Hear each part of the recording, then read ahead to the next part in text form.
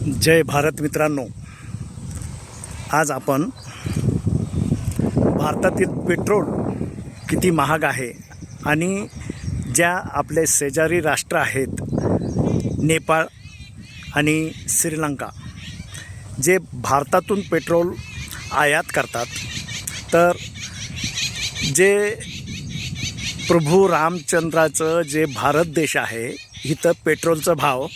साधारण 105 ते 107 रुपये प्रति लिटर आहे. परंतु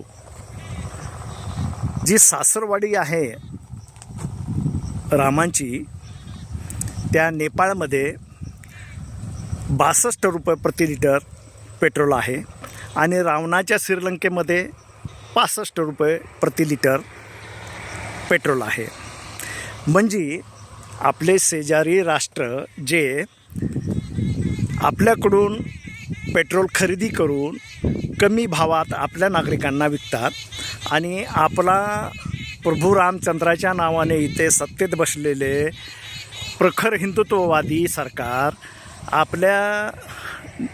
नागरिकांना 105 ते 107 रुपये लिटरने पेट्रोल विकून